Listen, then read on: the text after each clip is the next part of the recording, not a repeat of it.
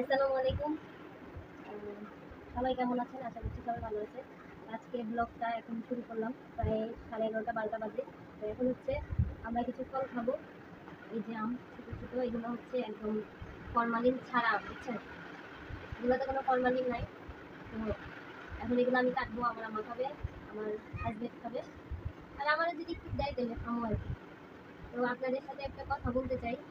আসলে কষ্টের কথা এটা। সেটা হচ্ছে গতকালকে আপনারা জানেন বাংলাদেশে একটা দুর্ঘটনা ঘটে গেছে, যে বিমানটা হয়েছে, বাস হয়েছে, সেখানে অনেকগুলো ছেলে মেয়ে হচ্ছে আহত হয়েছে, বলবো কি, জীবন একদম শেষই হয়ে গেছে। এই ছেলে মেয়েগুলো আমরা কোনোদিন আর ফিরে পাবো না।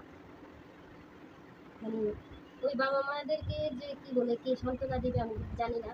তবু আল্লাহর কাছে আমরা সবাই মিলে দোয়া করি যেন সেই বাবা মা, অভিভাবক যারাই আছে, যারা সন্তান হারাইছেন বা কোনো শিক্ষকও মারা গেছেন, একদম যারা বেঁচে আছে তাদেরও কোনো নিশ্চয়তা নাই। অনেকেই হসপিটালে থাকাকালীনই মারা যাচ্ছে।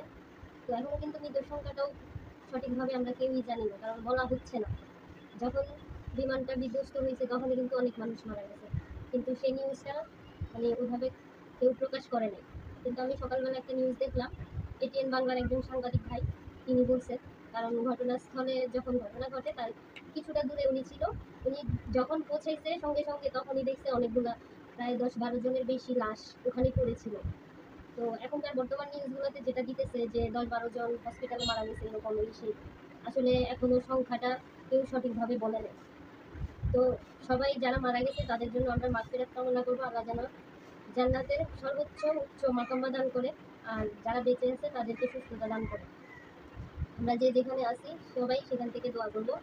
আর হয়তো অনেকে উপলব্ধি করতে পারতেছে না, কারণ সেখানে আমাদের কেউ নাই। কিন্তু একবার যদি চিন্তা করি যে হয়তো বা আমাদের কোনো ভাই কিংবা বোন কিংবা আমাদের মা বাবা, কোনো রিলেটিভ কিংবা আমার সন্তান থাকতেই পারতো, হয়তো বা ভাগ্যক্রমে হায়াত ছিল, সেখানে পৌঁছায় নেই, তাই বেঁচে গেছে। তো সেজন্য জিনিসটাকে একেবারে হালকা করে দেখার কিছু নেই। সবাই একটু দোয়া করবেন সবার জন্য।